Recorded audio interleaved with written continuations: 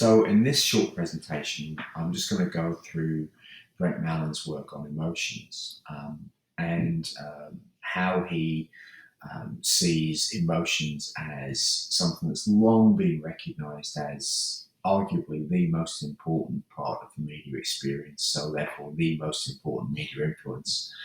And looking at his account of how two things happened. Firstly, how emotional research headed off in the wrong direction due to a series of methodological considerations in early mass communications research. And then he looks at how researchers have tried to reconnect the topic of emotional engagement with understanding of the social media, the social influence of the media. But one of the things that really struck me was that Malin starts off by arguing that concerns about the emotional power of the media are as old as electronic communication itself. He sets off by talking about the impact of the telegraph and how people became very interested in how the capacity to send information, send news stories about terrible things that happened over large distances, such that audiences could encounter them almost instantaneously.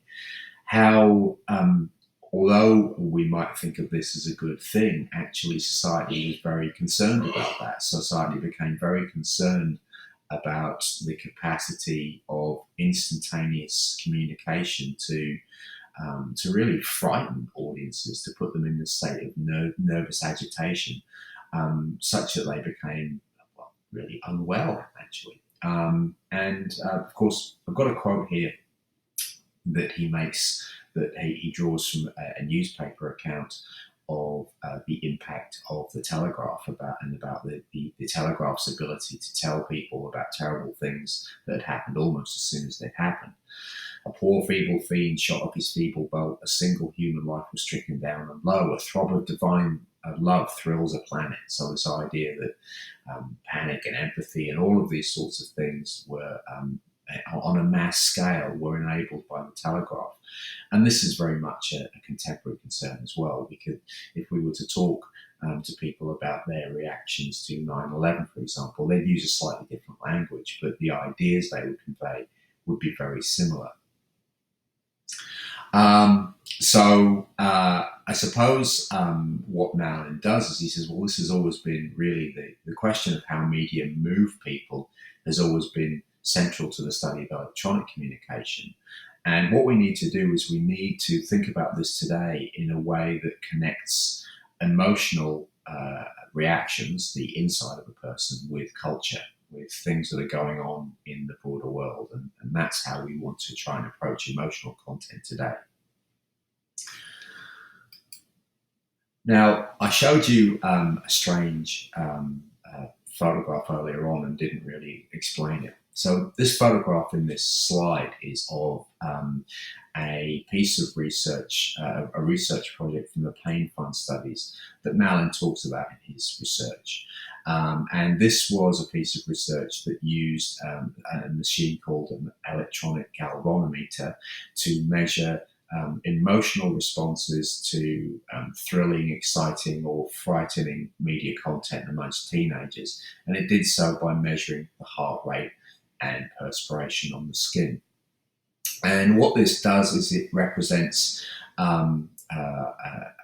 what Malin argues is that what happened in the early part of the 20th century is that effects researchers using quantitative experiments really tried to treat emotions as a kind of independent variable. That is a thing that could be isolated from everything else that was happening in a person's world. Okay, so really what was happening here was that research on emotions became sort of commandeered by people who wanted media research to be a kind of a new branch of natural science, where the only sorts of effects that counted were the ones that we could measure with absolute certainty.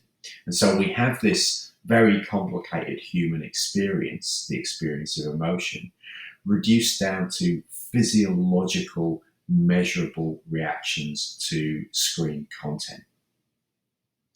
And this was driven by a variety of things, according to Malin. Firstly, it was driven by, well, not necessarily firstly, all of these things happen in the same way. Certainly, there were scientists who wanted media research to be a science in the same way that the physical sciences are.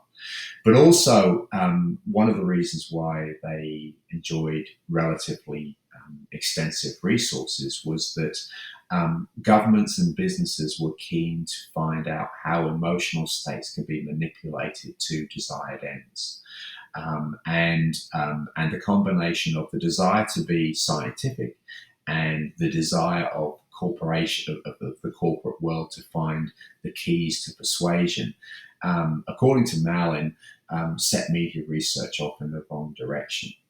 So this is really, really important because we're on the other path, and what it tells us is the critical media studies, which is what we're doing in this class, doesn't set out to find the keys to persuasion. It doesn't set out to examine how you can make people do and think what you want by manipulating them emotionally to pursue financial goals, to further company ambitions through the manipulation of emotional states. That's not what we do, and it's really serious. It's really important that you understand that.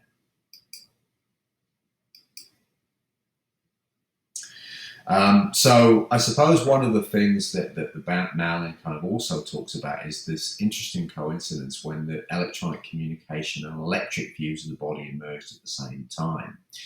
And so what you begin to see in the 19th century is the way that people connect exposure to electronic communication with this kind of nervous excitability.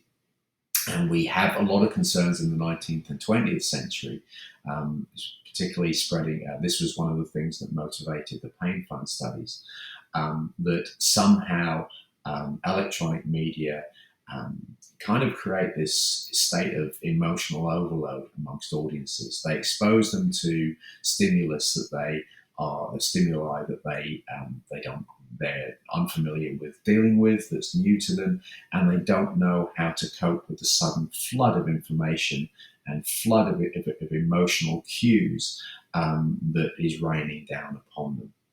So again, this perception that electronic media threaten to overload the emotional systems of its audiences provoked, on the one hand, an interest in social scientific approaches to understanding reactions to media.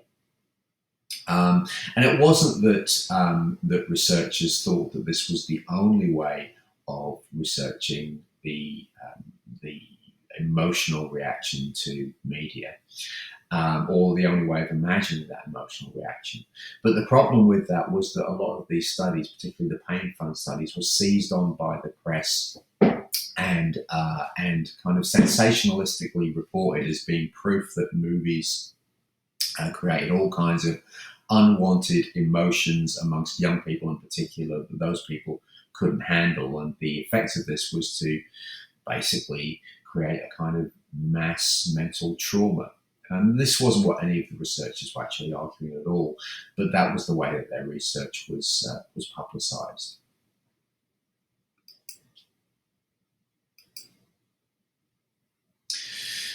But other things were happening around the same time, and these were to do with more qualitative methods. So researchers who were, at the same time as researchers were doing psychological quantitative experiments in the 1930s around radio and film, many of their colleagues were saying, well, that's an interesting way of looking at things, but there is another thing that we could do.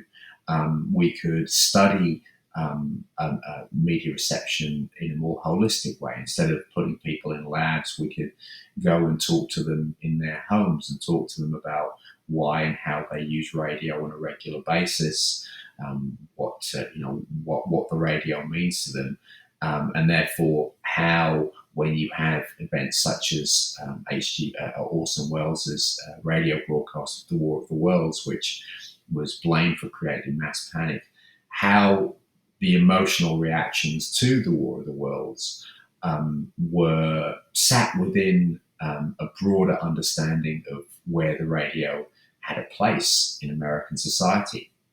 So people like Hadley, Cantrell, and and Werner Herzog, instead of doing experiments, they didn't think there was anything necessarily wrong with experiments, but they actually began walking around and going to families and talking to them about their experiences with listening to radio, and just actually really in a deep way listening to what people had to say about their experiences. And what they found was that of course radio and movies could move people emotionally, and people really cared about the radio. They really missed it if they couldn't listen to it, and all of these sorts of things. But you could only really understand emotional connections with the radio and with movies if you spent a long time talking to people about where those technologies sat in their social and cultural worlds. So it wasn't possible to understand what things like the War of the Worlds radio broadcast did to audiences without understanding what radio meant to them in a broad social sense. And this was the foundation of uses and gratifications, and also, I suppose, cultural studies.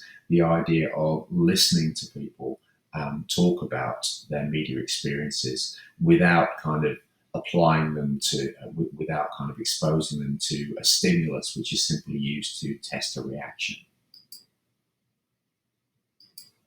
So what have we learned here? We've learned that emotional engagement is an important issue in media influence research, that probably if you're not thinking about emotions, how people feel about media, you're probably not thinking deeply enough about your problem. But there was a problem in emotional research when researchers tried to isolate emotions as physiological variables that could be measured. Basically, you can't treat people like you treat electrons in a physics lab. At the same time as some researchers were trying to treat emotions as as dependent variables that could be experimentally manipulated, others were going in a different direction. Others were pursuing deep conversations with audiences to understand how media influences sat within a broader world whereby media technologies such as radio and cinema had become an important part of everyday cultural life. And this tradition continues to this day in contemporary cultural studies. We still find critical media researchers doing the same thing, going and hanging out with people for a long time, talking to them in a fairly open conversational way about why they use media in the way that they do. And that's one of the things that we're going to be practicing this week. But in the next video, I'm going to talk a little bit more about uses and gratifications research.